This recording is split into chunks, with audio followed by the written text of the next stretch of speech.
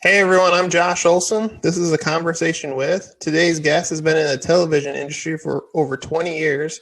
He's currently a program director at Full Sail University in the Dan Patrick School of Sportscasting. Today I have a conversation with Gus Ramsey. Gus, how are you? Hi, Josh. I'm good. Nice to be with you. So let's talk about. Let's start from the beginnings. Let's start in your college days. You attended Rollins College, and you got a bachelor's in English language and literature. What made you choose that? Well, I was going to be a theater major when I Huh? first arrived at Rollins. I loved the stage and I loved being parts of shows and all that. And then a little bit into freshman year, decided that that wasn't going to be my career path because I can't sing and I can barely dance. I'm a decent actor, but there wasn't going to be a future in it for me. So redirected to English just because Rollins didn't have a major in communications or Mm-hmm. a major in journalism or anything like that at the time. And I knew that I wanted to do something in broadcasting. And so English just seemed like kind of the path of least resistance to get a degree, but then be able to pivot into what I really wanted to do. And after college, you went to Wesh. Would you consider that kind of like a big break for you after school? Like that was your foot in the door? So, I mean, I created that break. Spring term of my senior year at Rollins, I went down to Wesh, knocked on the door, found the sports guy, talked my way into an internship. I'm the only intern he's ever had. And after I graduated, I just stuck around and I worked for free for 9 months. Oh And wow. I sold a decent amount of my baseball memorabilia, and my parents paid my rent because they recognized, that this was basically my graduate school. This is what I was going to do. So to get this experience was going to be valuable. I took a weekend job DJing, birthday parties and weddings and things like that. So it was a break, but it was a break that I felt I made for myself. My bigger break came later when I wanted to be a sports anchor, and we only had two anchors at the time. And the station decided they were going to hire a third. And I had been working on my demo reel and things of that nature. And I was decent. And the two sports guys liked me and wanted to endorse me for the job. But the news director at the station left right Mm-hmm. around that time. And the decision got kicked upstairs to the general manager, who said, Orlando, the 22nd market at the time, is not a starter job place. We're going to hire people with experience. And I obviously had none and was only 22 years old at the time. So they hired a guy named Stuart Scott instead. Who would go on to be one of the all-time great sports anchors in the history of broadcasting, and went off to ESPN. But getting to work with him eventually led to me going to ESPN. And you also worked with them there at ESPN, I take it? Well, we worked together in so much as we both were employed by ESPN, but Oh, it was crazy. We were both there for 20 some odd years. And the number, I could probably count on one hand the number of shows we actually did together just because we were on different schedules. oh wow. So talking about Wesh, were you born and raised in Orlando? Was this home, or were you from somewhere else and No, you moved here? I'm from Connecticut originally, Mm-hmm. but my parents went to Rollins and my brother went to Rollins. So I had come down to visit my brother and fell in love with Rollins. Had thoughts that maybe I could walk onto the basketball team as well. And so I applied early, found out before Christmas break in my senior year that I'd been accepted. And I was like, great, one and done, let's go. So when you got the offer to go to ESPN, that was kind of like you were going back home almost. Yeah, so I've done this kind of Connecticut, Florida ping pong routine. Mm-hmm. So one of the appealing things of going to ESPN was to return to Connecticut. I liked the change of seasons. I no longer enjoy winter now that I'm older. But at the time, I had been here in Central Florida for 9 years, and sunny and 90 every day had gotten quite boring and monotonous for me. Mm-hmm. But just from a career standpoint, I was sending my tape out to other stations in smaller markets in Florida, and hopefully it would have led to an offer. But then it would have come down to, do I want to go produce Sports Center at ESPN, or do I want to go be the number two or number three person in some small market somewhere? And I was already married, and Mm-hmm. so it would have been a difficult choice had I had to make it. But to that point, I hadn't had any offers for on-air work, and going and producing SportsCenter seemed like a pretty good opportunity. And I know you had experience because of Wesh, but did you go there and start out as a producer, or did you start out as something else? I did, because I was producing the weekend news at Wesh, and during the week helping out with the sports guys. And in fact, the gentleman who interviewed me at ESPN, Stuart, later told me, he asked Stuart, do you think Gus could come right in as a producer? And Stuart said yes. The biggest adjustment was going from producing a half-hour local newscast to producing an hour-long nationwide sportscast is a bit of a jump. In a local newscast, half your newscast is weather and sports. So you're really only producing the first two sections of the show. The rest kind of take care of themselves. And you only have to care about what's going on in your viewing area. When your viewing area is the entire world, it's a little daunting at first to try to think, how am I going to decide what's important and what's not? But thankfully, you work with a lot of other smart people and you make those decisions together. And what would you say, besides like the national and local, what was the other big difference going from Wesh to ESPN? Besides what you've already said, what's the other big things? Yeah, well, when you work in a local market, especially on the weekend, it was me, my two anchors, one news editor, one production assistant, so a very small, kind of a tight-knit group. When you go up to ESPN, suddenly there's 40 people working on your show. And I remember my first day at ESPN, someone said to me, don't trust anybody else to do their job. And I thought that was the worst advice I'd ever been given, because it was like, I have to worry about what I'm doing. You expect me to worry about all these other people as well? How am I going to get through the day? Thankfully, most everybody else is also really good at their job. But it was just kind of understanding that you could put together what you think is a great show, but you're reliant on so many other people to do their jobs and do them well, that if it doesn't go well, it's mostly going to be completely out of your hands.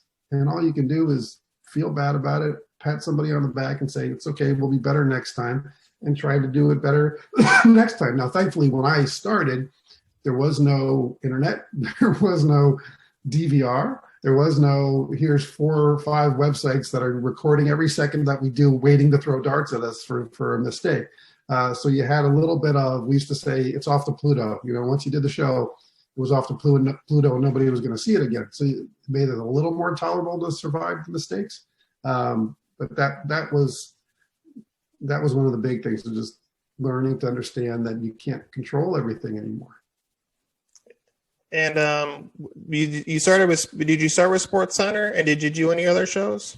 I started with SportsCenter, the overnight SportsCenter, which now comes on at 1 a.m. Eastern time from Los Angeles, used to come on at 2:30 in the morning from Bristol, Connecticut.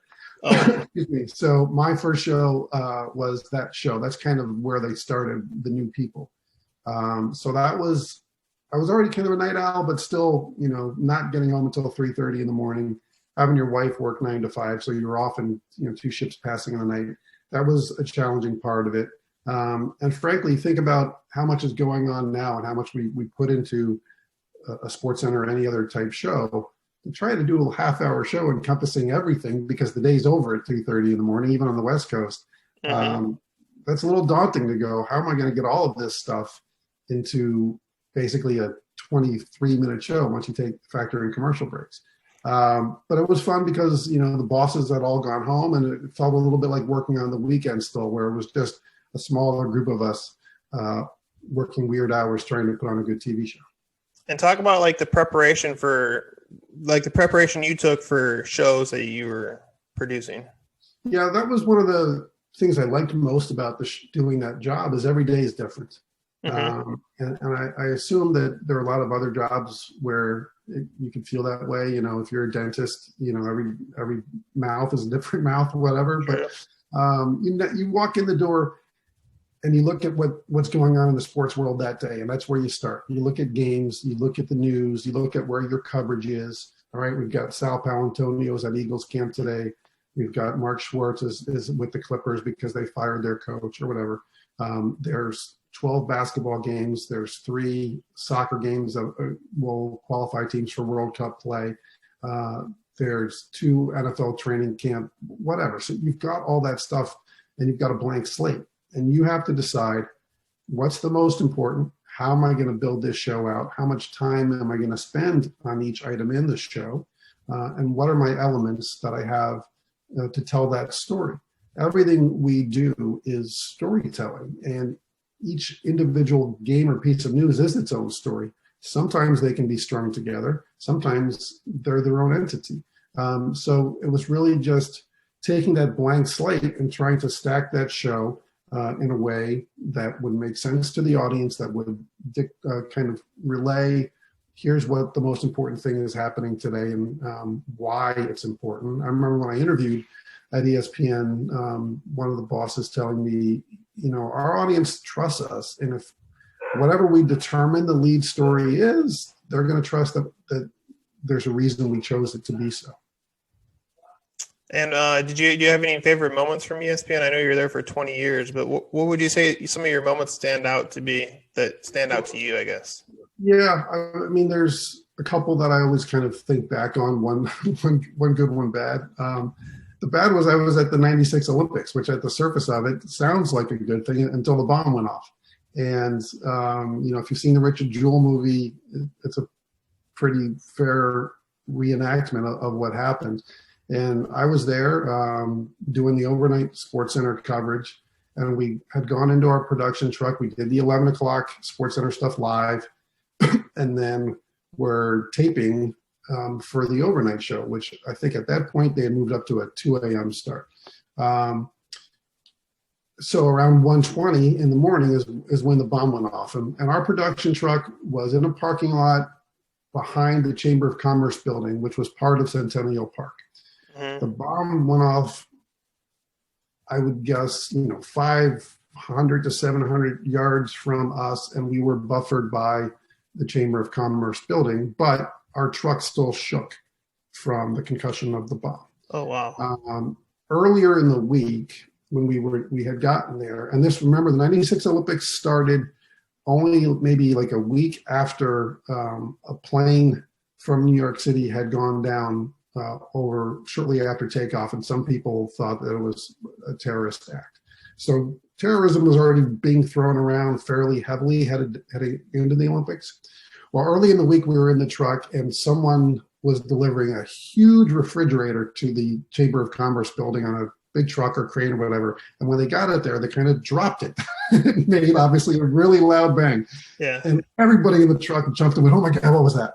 So when the actual bomb went off, for a nanosecond in my brain, I went, is that another refrigerator? And then this big 18-wheeler truck that we have did one of those. And then we went, oh, that was not a refrigerator. Now, our set was on like the third or fourth story of the Chamber of Commerce building, looking out over Centennial Park. And we had 3 of those big studio cameras, really high powered. You can shoot really far with them. So now we flip those cameras around, and we're using them as our eyes to see what's going on. And we could see people running. We could see that a lot of the band's equipment on the stage, because there was a band playing at the time, had been knocked over. But there was no smoke, there was no fire. So it was just kind of confusing. All we knew is something had happened. And I think if I remember correctly, it was a good probably 20 minutes before there was any confirmation that it had been a bomb. So, but we knew something had happened. And so we were calling back to Bristol to kind of scramble to get on the air and say, we don't know what it is, but something's happened. There's a lot of chaos. People are flooding out of this park right now, and ambulances and fire trucks are flooding in. And then it was just live TV all night long into the early hours of the morning. At some point, the people in Bristol got their talent to the set, so we were able to ping pong back and forth between Bristol and us. We were recording a segment when the bomb went off, and we were on a boxing score panel. So we had audio of the bomb going off, and that was kind of our Zapruder film. Like we kept, if nothing else, I was like, let's run it back. People are tuning in every second now. They're waking up to this news, they're hearing about this news again, pre-Twitter, so it wasn't like everybody knew instantly. So if nothing else we can say, we were recording a segment when the bomb went off, here's what it sounded like, kind of thing. Chris Myers, who's now with Fox, was the host at the time. A police officer came up to the set and told him and the camera people, "Hey, you guys got to get out of here." And Chris said to the guy, "Well, the other officer said we could stay." Well, there was no other officer who said that, but it bought us about an extra 20 to 30 minutes of that vantage point until they came back and said, "You got to get out of here." And the FBI, I think it was, or somebody came in and said, "You guys got to get rid of this truck, get out of this truck." And we said, "Well, we've already been on the air for about an hour now. We can't just leave."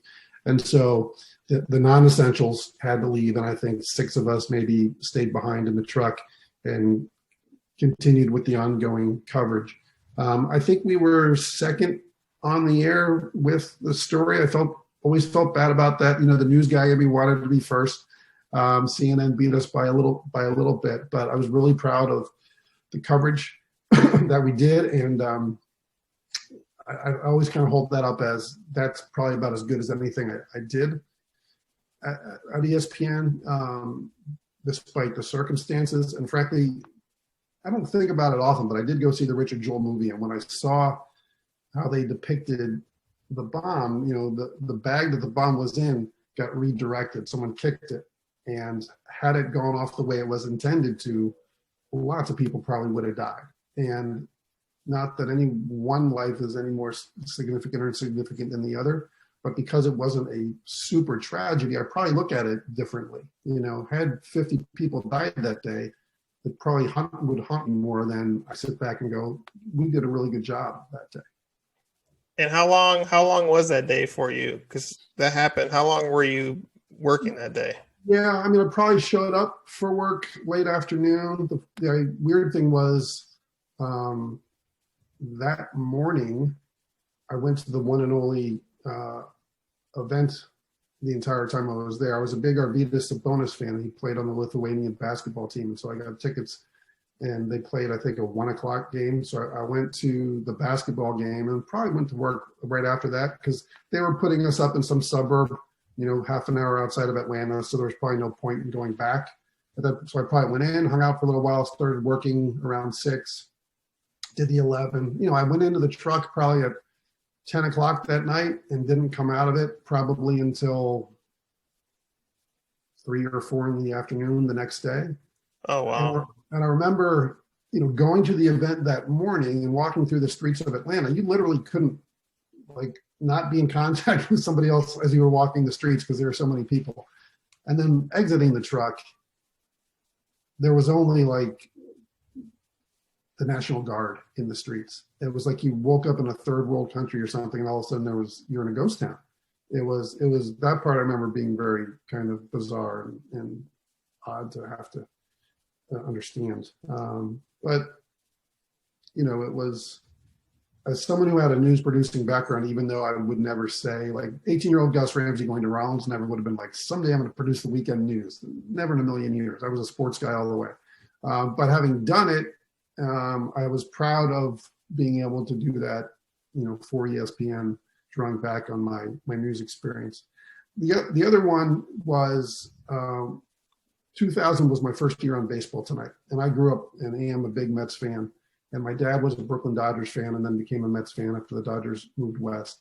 And so I had heard lots of stories about Subway Series between the Dodgers and the Yankees and the Giants and the Yankees, and never in my wildest dreams thought that the Mets and Yankees would ever actually play in a Subway Series. Well, I got put on Baseball Tonight about halfway through the baseball season in 2000.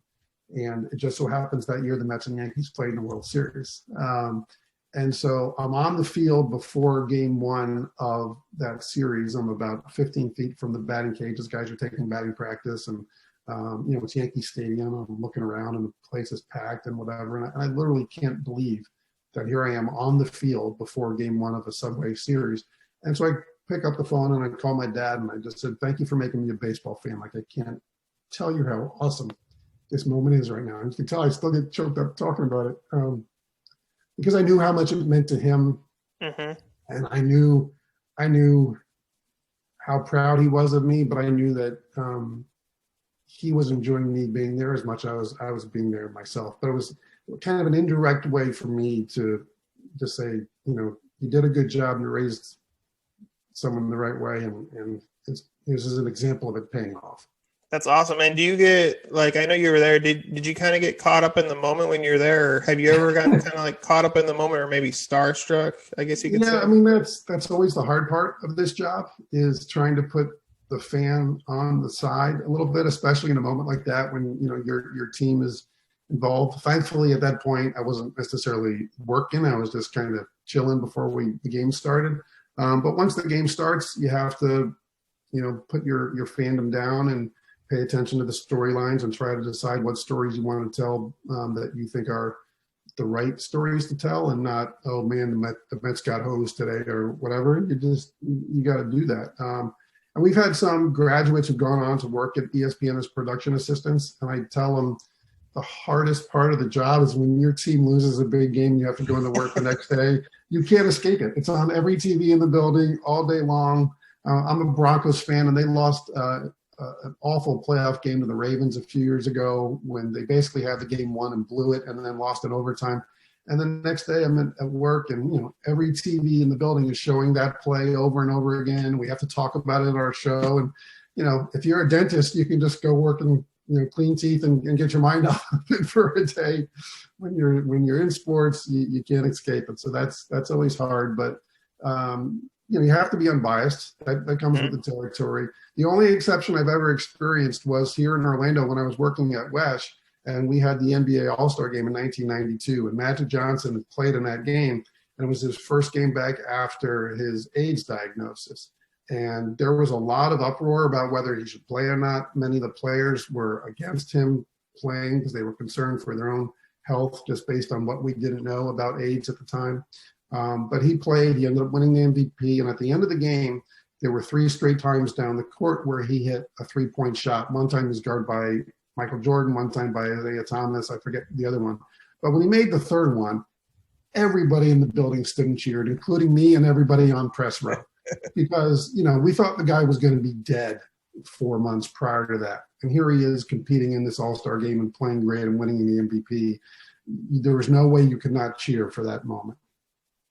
And so you were at ESPN for 20 years. What made you make I'm assuming you made the move back to Florida. What sparked that move? Layoffs. Okay.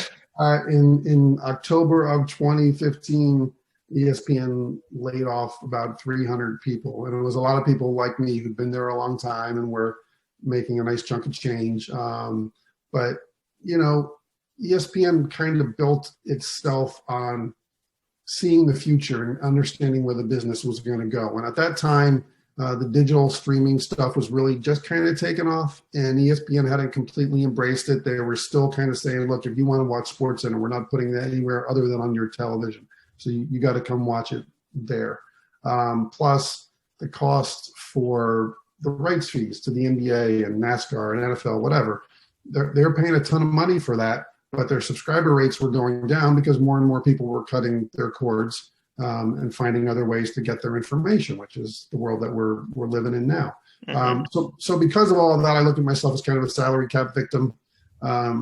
Someone or some bodies whose job it was, fair or unfair, to have a good grasp on what the future was going to look like within our industry, didn't do a great job at that, and it cost 300. Well, and they laid off people in 2013. They laid off people, I think, in 2018 or 2019. So in the last few years, upwards of 800 or so, 1,000 people have been let go because they didn't do a great job at kind of seeing where the business was headed.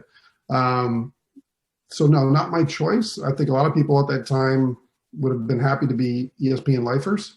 Mm-hmm. I was 49, so not that retirement was right around the corner, but you could see yourself being there for 15 more years. You're owned by Disney. There are worse companies to be owned by. Lots of great benefits come with that. And being from Connecticut, I enjoyed raising my family there, and I could see myself just being there until I was done with work. And what was your inspiration for getting into teaching or coaching? Because I know you coach also. Yeah. Well, my dad was a teacher for 40 some odd years and a coach, and he coached me when I was young. And so part of me always felt like I kind of had it in me. When I was at ESPN, I would often help talent on my own time to try to get better. Towards the end of my time there, they made me the talent coach. So I've always enjoyed that. And I think in part because wanting to be an anchor at some point in my career, I studied it a lot. When I got to ESPN, I talked to anchors about it. I got to work with Dan Patrick, Keith Olbermann, Bob Lee, Robin Roberts, Charlie Steiner, some really, really talented people. And you can't, I don't think, be around those people every day and not learn. So I think I was smart enough early on to pay attention and ask questions and learn a lot from them. And then over time start taking what I learned from them and employing my own ideas into that. So I think coaching and teaching has kind of always been something I wanted to do. So shortly after I got laid off, a couple of people reached out to me on Twitter and just asked if they could see my demo reel or see their demo reel and give them feedback. And so I did that, and it occurred to me, well, geez, I could maybe kind of grow this into a little cottage industry and work from home every day and help people get better at something that they want to be good at. And so I started my own little coaching business. At some point in there, I had about a 5 or 6 month freelance gig with WWE. So I was keeping busy. And Dan and I were friends, but it wasn't like we were in constant communication. But when I got laid off, I just shot him a note and said, hey, just so you know, I was one of the people who got laid off. So if you hear of anything at NBC, whatever, let me know. And then at some point he heard that I was doing my talent coaching business. And at the same time, he was exploring an idea of doing some kind of school, some kind of giving back to people who wanted to work in the industry.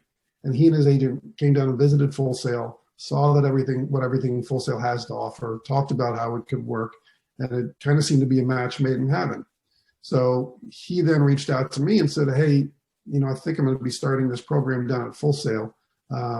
Would you be interested? And I was aware of Full Sail through NXT because myself and my boys are wrestling fans, but beyond that, I didn't know a whole lot about it.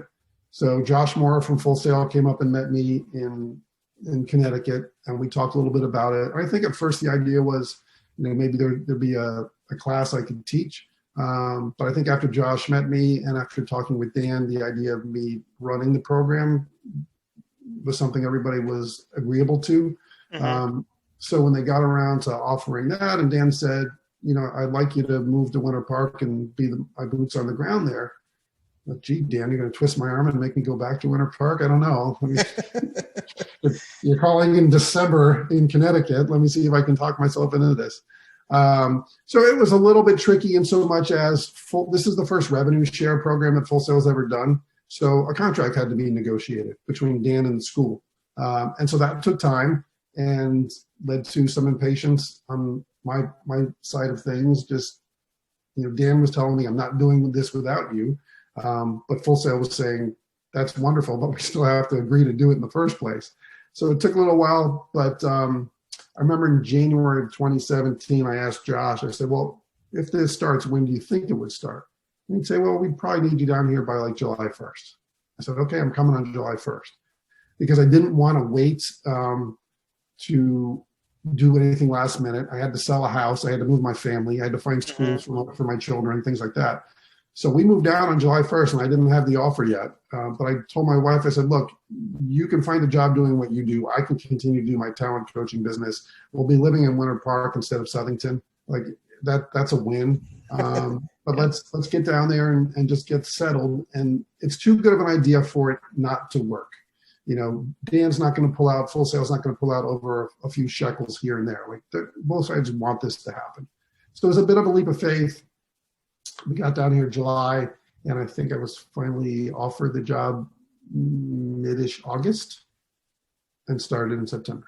And you put the whole course together. Did Dan have a lot of say in that, or was it you? Before I moved down, Dan and I met to talk over some of the stuff, and he and Josh Mora had already done a kind of a rough outline of the program and the basic concepts to cover. So it was fairly set at the 30,000 foot level. And then I really wanted, to bring it down and down and down.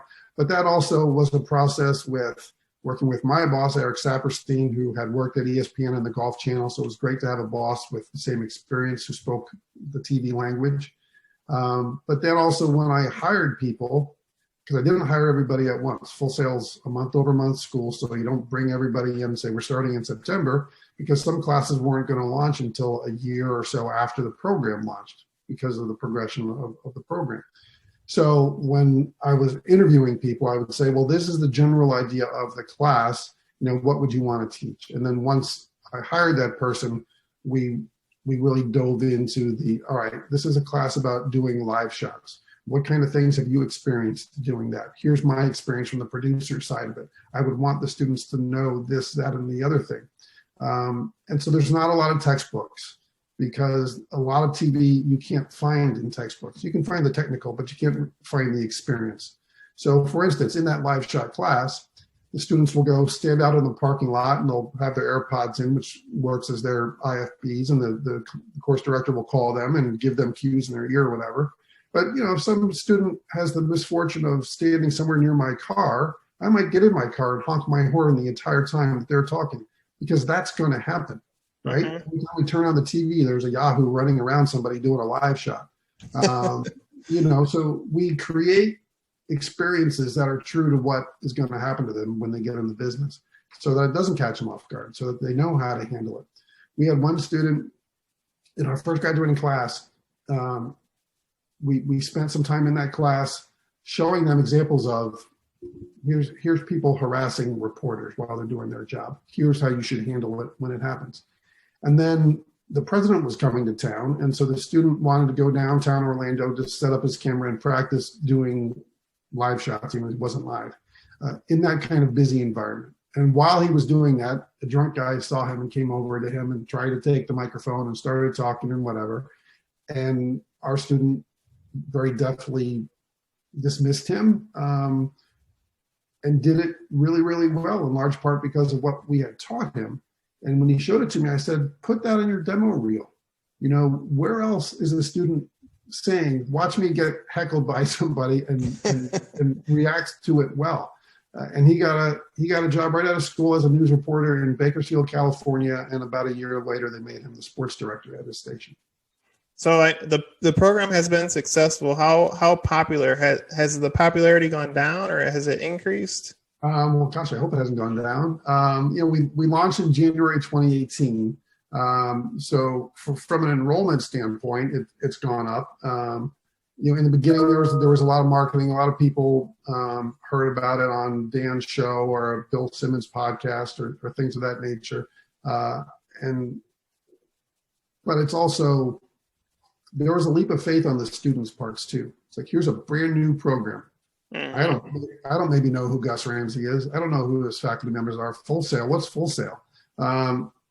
But we're the only sportscasting bachelor's degree in the country, and we are very sports centric. Our students, we don't talk about news. We don't make them pretend to be news anchors or anything like that, unless they want to.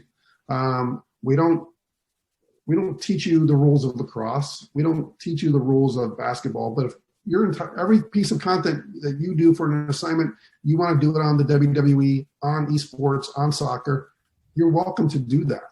So we're not trying to pigeonhole. We are trying to encourage you to try different things and understand that the first job you get might have nothing to do with what you want to do, but it's a job in television or it's a job in sports. So you might be inclined to take that to get started and get your foot in the door. So we want to try to make them as well-rounded as possible. But I'd say we've had success. I just always caution people that it's not easy. My biggest concern is always that there are people who say, well, I was never a great student, but man, I love sports and I know all the stats and my friends tell me I'm funny, so therefore I'm going to go be great. I can be Dan Patrick. And in some respects, all those things are wonderful things to have, and maybe you can be great. But there's so much more that goes into it than that, and there's so much work that has to be done. So our program is designed to build upon itself to get you better so that by the end, you're able to be a good performer. Like, I would never say, hey, you want to learn how to hit a baseball? Great. Let's go out to the major league field and Jacob deGrom is going to pitch to you. Like, that doesn't do anybody any good. Mm-hmm. So here's a tee, here's a ball. Let's work on your swing and getting the ball off the tee and go from there. So the program is designed in that way. And I think there are some people who come to the program and in the first class go, oof, this is really hard. This is much harder than I thought. Or why am I doing this? This has nothing to do with what I want to do. And they leave, and others stick it out and go, all right, well, this isn't necessarily what I want to do, but I understand why we're doing it.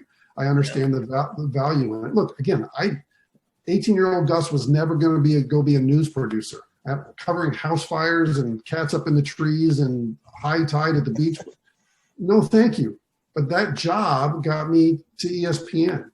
Exactly. So I try to tell all the students, like, look, if you just say, I'm going to be a radio host in St. Louis, Missouri, how many of those jobs are available, right? And where are those people going who already have those jobs? So if you're going to sit around waiting for that one specific thing, you're making life really hard on yourself. So I say for the most part, it's popular. We've had success. We've had graduates go out there. I think we've had 100-ish grads to this point, and half of them are working in the industry. And given that a majority of them graduated during the pandemic, when people weren't even hiring, I think that speaks volumes. And then the fun part is always when, a grad will reach back out to you in their new environment, and they'll say, boy, that stuff that you told us, that's really true. That stuff happens. yeah, it is. We know. That's why we teach it. So do you have, I know you've given a lot of advice, but what's a big piece of advice for someone that's looking to get into maybe the producing side of things, or the newscasting side, or even sportscasting?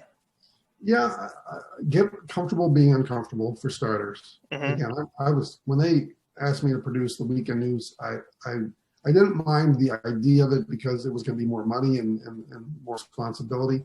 But God, on those days where they said, all right, we need you to fill in for on the 6 o'clock show on Tuesday. My weekend anchor team was young and fun. The Monday through Friday anchor team was older and more typical of what you think local anchors are. Wonderful people, but intimidating to me, scary to me. And I would go home every day and eat half a bottle of Tums after doing those shows. But you have to get used to that because that's the environment. So first and foremost is just be open, right? You may not, your first job offer could be weekend anchor in Lubbock, Texas. And maybe the most important thing in Lubbock, Texas is girls high school field hockey. Well, you better embrace that because that's your audience. So just having that understanding that, yep, someday I want to be a baseball play-by-play guy, but the path you're going to take to get there could be all kind of bouncing around all over the place kind of thing. And all the different skill sets that we teach you in the program are going to have value, because even if you get that weekend anchor job in Lubbock, Texas, you're not just going to be on TV. You have to write the scripts. You have to edit the video. And you have to shoot most of the video. You have to build your own segment within the show as the producer for sports. So you're wearing 5 or 6 hats. It's not just turn on the camera and let me talk sports. It doesn't work that way. So I would just tell people, get experience wherever you can get experience, embrace opportunity, and embrace, getting outside of your comfort zone. I know you got a busy day. I just got one last question for you. If you weren't in TV, what's another career or industry you'd want to be in? Well, technically I'm not in TV anymore, right? So I'm a teacher now.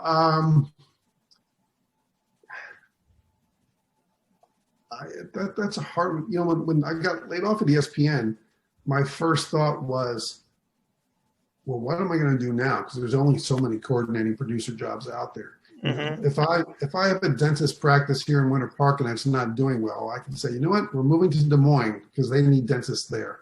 I don't know how many places needed coordinating producers, so that was a little daunting. But I always say this job is the dream job I never could have dreamt of. I never in a million years would have thought of myself as someone running a program at a university to teach people how to work in sports. So, one thing I took from that is that the skills that you learn working in sportscasting, being a good communicator, being a good writer, hopefully being a good speaker, understanding production value, those things translate in a lot of places outside of sports. Everybody's doing video content now, right? How many times a day do you see a lawyer commercial? You would never think, well, they need a writer, they need a videographer, they need an editor. Yeah. Well, they do. They're putting on commercials, right? Everybody communicates through video now. So I could probably stumble into somebody's company or corporation to help them with production stuff, to help them with public speaking and addressing an audience. But I've always been a bit of a ham too, so who knows? Maybe I try to get back into radio and be a DJ again, or maybe I'd finally get that acting career off the ground. That's awesome. Thank you so much for sharing your story, Gus. I appreciate it. My pleasure. I hope people enjoyed it. All right. Have a great rest of your day. You too.